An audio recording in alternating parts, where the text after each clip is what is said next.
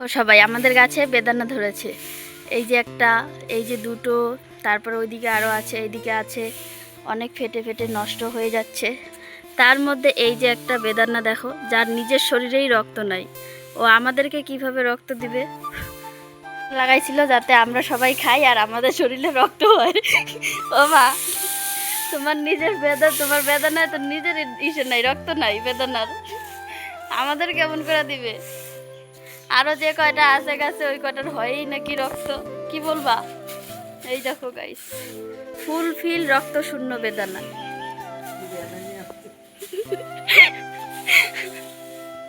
Doctor দেখাইতে লাগবে।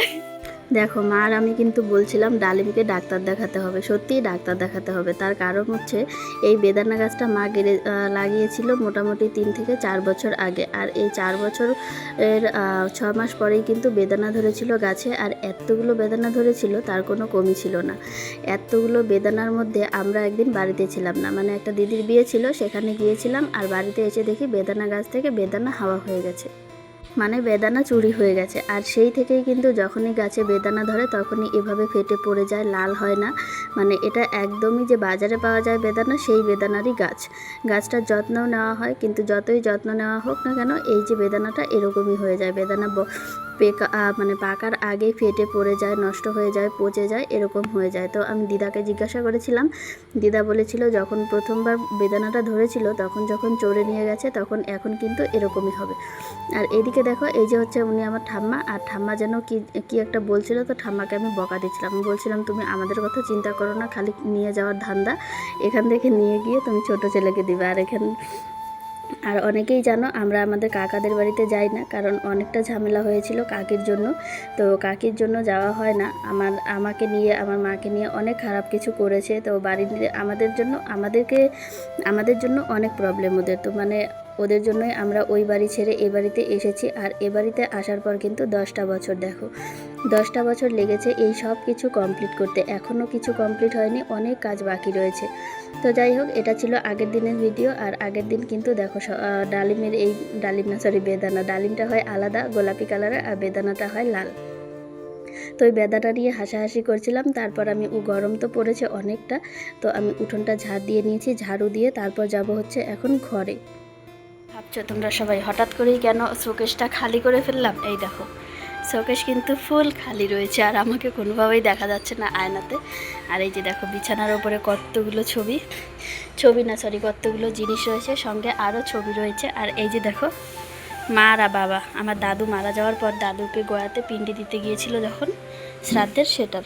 আর এই যে এখানে রয়েছে সব কাপড় চোপড়। আর আমাদের এত বড় বাড়িতে যেহেতু একটাই শোকেস, আর শোকেসটা কিন্তু এই জায়গাতে থেকে নষ্ট হচ্ছে। দেখো জায়গাটার কি অবস্থা, পেছনটা পুরো নোংরা ছিল, আমি পরিষ্কার করলাম। এখন শোকেসটা এই রুম থেকে যাবে হচ্ছে মাদের নতুন রুমে। এই যে দেখো, যে রুমে পুজো হয়েছিল, এই যে এই জায়গাটাতে আমি আপাতত এনে রাখবো, যেহেতু জানালা লাগানো হয়নি সেক্ষেত্রে কিন্তু কোনো ব্যাপার হবে না। আর এখান থেকে নিয়ে যাওয়ার একটাই কারণ, এই রুমটা দেখো যেহেতু কংক্রিট দেওয়া রয়েছে এই রুমে, সে কারণে কিন্তু এই রুমে জল দিলে শোকেসটার ক্ষতি হয়। তো সে কারণে কিন্তু এই যে দরকারের সময় একটা ওষুধ পাওয়া যায় না, আর এখানে ওষুধটা পড়ে পড়ে নষ্ট হচ্ছে। ওষুধটা তুলে রাখি, কাজে লাগবে। তো এই যে এখন বাবা শুধু গা হাত পা ধুয়ে আসলে তারপরে ওপরে যাব। আর দেখো আমাদের ঠাকুর ঢাকা রয়েছে, যেহেতু অম্বুবাচী চলছে সে কারণে। তো দেখো ওই ঘর থেকে কিন্তু শোকেস এই ঘরে নিয়ে আসা হয়েছে, আর এসে এই ঘরে জিনিসগুলো গোছানো হচ্ছে। আর এই যে একটা আমার শাড়ি খুব পছন্দের, এই শাড়িটাই আমি প্রথম কিনেছিলাম আমার জন্য অনলাইন থেকে। 450 থেকে 500 টাকার মধ্যে দাম নিয়েছিল শাড়িটার, অর্গানজার শাড়ি। আর শাড়িটা এতটা সুন্দর, আর শাড়িটা পরলে পরে সত্যি খুব ভালো লাগে দেখতে, আর শাড়িটা না পরলে পরে বোঝা যায় না। প্রথম যখন আমি শাড়িটা এনেছিলাম তখন শাড়িটা দেখে মা আমার নাক সিটকে ছিল, যে শাড়িটা কীরকম, পরলে ভালো লাগবে না, তোকে সুন্দর লাগবে না, হ্যান না তেন না, অনেক কিছু বলেছিল শাড়িটাকে নিয়ে। তারপর যখন শাড়িটা আমি আনার পর 1 বছর ঘরেই ছিল। 1 বছর পর যখন একটা দিদির বিয়েতে পরেছিলাম তখন কিন্তু মা বলেছিল না শাড়িটা সত্যিই সুন্দর। শাড়িটা এমনিতে দেখলে এতটা পছন্দ হবার নয়, কিন্তু শাড়িটা আসলেই দেখতে অনেক সুন্দর। তো এখানে আমি ছিলাম, মা ছিল, বাবা ছিল, সঙ্গে ছিল কাকার ছেলে। তো সবাই মিলে গল্প করছিলাম, শাড়িগুলো গোছাচ্ছিলাম। আর এখানে আমারও কয়েকটা শাড়ি রয়েছে যেগুলো আমি এখন সুন্দর করে গুছিয়ে রাখবো, আর মায়েরও শাড়ি রয়েছে, সবগুলো এখন সুন্দর করে গুছিয়ে রাখবো। আর মায়ের এই শাড়িটা আমার পরার ইচ্ছে ছিল, আর আমি পরেও ছিলাম, কিন্তু একদিন কোথায় একটা যেন পরেছিলাম, আমার ঠিকঠাক মনে পড়ছে না, আমি না মা যেন পরেছিল, ওই তো ওপরের হ্যান্ডলুম শাড়িটা পরার ইচ্ছে ছিল। আর এই যে দেখো, এই শাড়িটা কিন্তু হচ্ছে মায়ের বিয়ের শাড়ি। এখনও শাড়িটা ভালোই রয়েছে, শুধু অনেক বছর হয়ে গেছে তো, 34-35 বছর হয়ে গেছে, সে কারণে শাড়িটা মাঝে মাঝে একটু ছিঁড়ে ছিঁড়ে গেছে, মানে ফেসে গেছে। আর মায়ের হাতে যে শাড়িটা রয়েছে, এই শাড়িটা হচ্ছে আমার। মা শাড়িটা দেখে বলছিল শাড়িটা পরার ইচ্ছে হয়, কিন্তু শাড়িটা ভারী দেখে পরতে ইচ্ছে করে না। আমি বলছি পরো, কন্ট্রাস্টে আমি তাহলে তোমাকে ব্লাউজ এনে দিই, তুমি শাড়িটা পরো। কিন্তু মা বলছে না থাক, আমি পরবো না, যে ভারী শাড়িটা, আর এত গরম, শাড়িটা পরলে সত্যি একটু গরম লাগে, কিন্তু আরামদায়ক, ভালোভাবে পরতে পারলে আরামদায়ক লাগে। তো যাই হোক, দেখো এখানে সব শাড়ি গোছাচ্ছিলাম, আর এই যে মায়ের হাতের এই শাড়িটা দেখে আমি মাকে বলছিলাম তুমি আমাকে এই শাড়িটা দিয়ে দাও, তখন মা হাসছে আর বলছে নিয়ে যা, আমার লাগবে না, তুই পরিস। তো মা শাড়িটা এত একটা পরেও না, শাড়িটা কিনেছিল মোটামুটি 9 বছর হয়ে গেছে কিন্তু শাড়িটার বয়স। তো এত বছরে মা শুধু 2বার পরেছে শাড়িটা, আর একবার আমি পরেছি, আর 2বার আরও 2জন পরেছে। তবুও শাড়িটা এখনও ধরলে মনে হয় একদম যেন নতুন। শাড়িটা কোনো দিকে খারাপ হয়নি। আর এখন যে শাড়িটা ভাঁজ করছি সেটাও কিন্তু আমার শাড়ি, মানে মালবেরি সিল্ক, শুধু কালারটা আমি ঠিকঠাক চুজ করতে পারিনি, সে কারণে অনেকেই বলে পরলে নাকি বয়স্ক বয়স্ক লাগে। তো যাই হোক, আজকে আমি জিনিসপত্রগুলো এখানে গোছাতে থাকি। তো দেখা হচ্ছে একদম কালকের ভিডিওতে তোমাদের সঙ্গে। কালকে না, সরি, আজকে জিনিসপত্রগুলো গুছিয়ে কি বলে, এই তো দেখো আজকে হচ্ছে অম্বুবাচীর শেষ দিন, মানে শেষ রাত্রি। কাল সকালে হচ্ছে শুক্রবার, কাল সকালে কিন্তু শুক্রবার, হ্যাঁ শুক্রবার, কাল সকালে অম্বুবাচী ছেড়ে দিবে। তো অম্বুবাচী থাকতে থাকতে নাকি এভাবে আম, দুধ আর শশা একসঙ্গে ইসে করে খেতে হয়, চিনি দিয়ে, দুধ দিয়ে। তো এটা খেলে নাকি অনেক উপকার হয়, কি কোনো বা সাপ খোপ বা কুকুর বা বিড়াল এসব যদি কামড় দেয় তাহলে নাকি বিষ ওঠে না। তো প্রতি বছরই এই নিয়মটা করা হয়। আর এই যে এই রেমেডিটা বানানো হয়, এটা কিন্তু খেতে আমার ভীষণ ভালো লাগে। প্রতি বছর মা বানায়, তবে এবছর আমাকেই দিল, যেহেতু এ ঘরে বটি আনা নেই, আর আমি যেহেতু কি বলে চাকু দিয়ে কেটেছিলাম শশাটা, সে কারণে অতটা ভালো কাটতে পারিনি। আর এই তো দেখো আমি একটু খেয়ে নিলাম, বাকিটা এখন সবাই খাবে, বাবা, মা, দাদা। মা ওই ঘরে রয়েছে, ওই ঘরে। আর এদিকে কি যেন একটা বলছিল সেদিন, এদিকে চোর বেরিয়েছে, মানে এমনিতে বাড়ির জিনিসপত্র তো নিচ্ছেই, সঙ্গে নাকি বাসনপত্রও নিয়ে যাচ্ছে। মা দেখো সেই ভয়ে সব জিনিস এনে ঘরের ভেতর ভরে রাখছে। আর এই তো রাতের বেলা বসে গেলাম খেতে। আর আজকে কিন্তু দুপুরে আমাদের রান্না হয়নি, সে কারণে এখন একদম রাত্রেবেলা, কারণ দুপুরে অনেক ঝামেলা ছিল আজকে, সেই ঝামেলাগুলো শেষ করতে করতে আর রান্না করা হয়নি। তো চলে আসলাম পরদিন সকালে। গুড মর্নিং সবাইকে, and welcome back to Mousumi lifestyle. Mousumi লাইফস্টাইলের নতুন আরেকটি ভিডিওতে তোমাদের সকলকে স্বাগত জানাই। ভিডিও দেখতে দেখতে যদি কোনো পার্ট ভালো লেগে থাকে তাহলে চ্যানেলটা সাবস্ক্রাইব করে দিও, আর লাইক কমেন্ট শেয়ার করে সবাই পাশে থেকো। আলিপুরদুয়ারের ছোট্ট গ্রাম জলদাপাড়া থেকে নতুন আরেকটি ভিডিওতে তোমাদের সকলকে স্বাগত জানাই। তো দেখো সকাল সকাল এই তো উঠে একটু ওইদিকে গিয়েছিলাম জলটা দেখতে। তো দোলার দিকে জলটা অনেকটা পরিমাণ কমে গেছে। তারপর আমি ঘরে আসলাম, এসে এই যে বিছানাপত্র রয়েছে এই সব কিছু গুছিয়ে পরিষ্কার করতে হবে। একবার রাতের বেলা ভাবি যে আর মশারি টানিয়ে বেকার ঝামেলা বাড়াবো না, সকালবেলা এত কিছু ভাঁজ করতে হয়, তো রাতের বেলা মশারি টাঙাতে না গিয়েও আবার টাঙালাম। কারণ কি, রাতে মাঝরাত্রে কারেন্ট চলে যায়, তখন কিন্তু অল আউটটা আর জ্বলে না। আর ইনভার্টারটা যে থাকে, কারেন্ট চলে গেলে অনেক বাজ পড়ে, তখন দাদা ইনভার্টারটাও খুলে রাখে। মাঝখানে যেহেতু বাজ পড়ে একবার ইনভার্টারটা খারাপ হয়ে গেছিলো, সে কারণে কিন্তু ভয় পায়।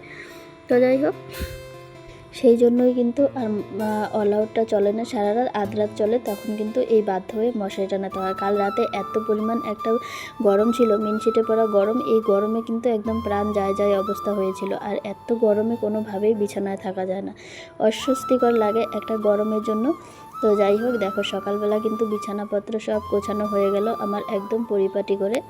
বিছানা তো গোছানো হয়েই গেল, এখন রয়েছে একটু চুল টুলটা সুন্দর করে আঁচড়ে সুন্দর করে এখন থাকবো, কারণ বাইরে এত গরম আর এত পরিমাণ রোদ উঠছে যে বলার মতন নয়। তো এখন সুন্দর করে মাথাটা আঁচড়ে একদম চুলটা ওপরে আটকে রাখবো। চুলটা ওপরে আটকে রাখলে এতটা গরম লাগবে না, হালকা গরমের উপর দিয়ে যাবে। আর এদিকে দেখো কারেন্ট কিন্তু এখনও আসেনি, সেই যে কাল রাত্রে কারেন্ট গিয়েছে, এখনও কারেন্ট আসেনি, শুধু ইনভার্টার দিয়ে এখন লাইটটা জ্বলছে, না হলে ঘরটা একদম অন্ধকার দেখা যায়। তো ইনভার্টারের আলোয় লাইটটা জ্বলছে, আর এত অন্ধকার মানে কি বলবো, বলার মতন নয়। বাইরে তো প্রচণ্ড রোদ উঠেছে, আর এদিকে আকাশের অবস্থা অত একটা ভালো নয়, রোদ উঠলেও গরম, মিনশিটে পড়া একটা গরম থাকলেও কিন্তু আকাশটা মেঘলা মেঘলা রয়েছে, আর সে কারণেই হয়তো এরকম একটা গরম লাগছে। তো দেখো এখানে আমি সুন্দর করে মাথাটা আঁচড়ে নিয়েছি। আর এই যে মেশিনের ওপরটা তো একটা কাবারিখানার থেকেও কম হয়েছে। আমি নিজের সুবিধার্থে আমার নিজের কয়েকটা জিনিস শুধু এখানে এনে রেখেছি। আর দেখো এখানে বিস্কিট, তারপর সকালবেলা চা এনেছিল এই গামলাটায় করে, তো গামলাটা এখানেই রয়েছে। এখন আমি এইগুলোকে নিয়ে চলে যাব ওই ঘরে, নিয়ে গিয়ে আর একটু পরে এসে মেশিনটা সুন্দর করে মুছে দেবো, না হলে তো অবস্থাই খারাপ। আর এইদিকে দেখো সব কিছু ওই ঘরে রেখে তারপর এ ঘরে আসলাম। কারেন্ট চলে এসেছে এখন। কারেন্ট আসার পরে আমি ঘর দোর এখন ধুয়ে পরিষ্কার করব। আর যেহেতু আজ সকালে অম্বুবাচী ছেড়ে দিয়েছে, আর অম্বুবাচী ছেড়ে দেওয়া মানে কিন্তু ঘর দোর সব কিছু পরিষ্কার করতে হবে। মানে আগে মাটির ঘর যদি থাকতো তাহলে আজকের দিনে মাটির ঘর লেপে মুছে সুন্দর করে পরিষ্কার করতে হয়। আর এই 5 দিন কিন্তু ঘর বাড়ি কোনো কিছুই নাকি লেপা মোছা কোনো কিছু করা যায় না। তবুও আমি মাঝে একদিন একটা ঘর মুছে দিয়েছিলাম, কি করব উপায় নেই, যেহেতু পাকা ঘর, আর ঘর মুছে না দিলে একদম অবস্থা খারাপ হয়ে যায়। আর এই জায়গাটায় তো শোকেস ছিল, সে কারণে কিন্তু এই জায়গাটা আরও বেশি নোংরা, একদম কাদা জল বের হচ্ছে এই জায়গাটা থেকে। তো দেখো এই জায়গাটা আর খাটের নিচটা তো আমি একদমই ভালো করে পরিষ্কার করছি। এখন খাটের নিচে প্রচুর নোংরা রয়েছে, সবগুলো বের করা যায় না, যেহেতু ঝাড়ুটা লম্বা নয়, একদম খাটো ঝাড়ু। তবুও আমি চেষ্টা করছি ভালো করে বের করার জন্য সবগুলো নোংরা। তো দেখো ঘরটা কিন্তু ধুয়ে একদম পরিষ্কার করছি। শুধু এই ঘরটা নয়, যে রুমটায় আমি থাকি সেই রুমটাও ধুয়ে পরিষ্কার করতে হবে, সঙ্গে ঠাকুর ঘরের রুমটা, তারপর মাদের রুম, ওগুলোও মুছে টুছে একদম পরিষ্কার করতে হবে। তাছাড়া তারপর স্নান টান করে আবার ঠাকুর ঘরে যেতে হবে পুজো দেওয়ার জন্য। কারণ কি বলতো, অনেকটা পরিমাণ কাজের চাপ রয়েছে আজকে, আর এই কাজগুলো সব শেষ করতে হবে, শেষ করে তারপর স্নানে যেতে হবে। আর এই যে দেখো আমি কিন্তু স্নান করে চলে এসেছি, আর উঠোন বাড়ি সব কিছু মা লেপে দিয়েছে গোবর দিয়ে। আজকে নাকি উঠোন বাড়ি সব গোবর দিয়ে লেপে দিতে হয়। তারপর এই যে দেখো উঠোনে যখন আসলাম, এখানে ঘুঘু পাখি দুটো খেলা করছিল। তো এই যে একটা ঘুঘু পাখি এখনও আছে, আরেকটা কিন্তু উড়ে গেল। দুজনে ওরা যখন খেলা করে না, দেখতে খুব ভালো লাগে, একটু একটু বসে থাকে, আবার একটু একটু ঝিম দেয়, কীরকম করে যেন একটা করে। তো যাই হোক, ওদেরকে দেখে তারপর আমি ঘরে আসলাম। এসে এই যে পুজোর এখন রেডি করব, ঠাকুরের আসনের সব কিছু ধোয়া মোছা সব হয়েছে আমার। নতুন করে আসন পেতেছি, আগের আসনগুলো ধুয়ে দিয়েছি, সব কিছু করে বাইরে আসন টাসন সব কিছু মেলে দিয়ে তারপর আসলাম ঘরে। আর বিস্কিটের কৌটোটা এ ঘরে রাখা হয়েছে, মানে কি যেন একটা কাজ করছিলাম, তো এই ঘরেই ছিল, চা খাওয়া হচ্ছিল, তো এখানেই রয়েছে। আর এই যে দেখো এখন আমি আম কাটবো, আম কেটে আম দুধ সব কিছু দিয়ে পুজো দেবো। আর আজকে নাকি ঠাকুরকে আম দিতে হয়, আমি তো জানতামই না, কারণ গত বছর আমি পুজো দিইনি, সেই কারণে আমার মনেই নেই। তো মা বলছিল, আমি তো বিশ্বাসই করিনি।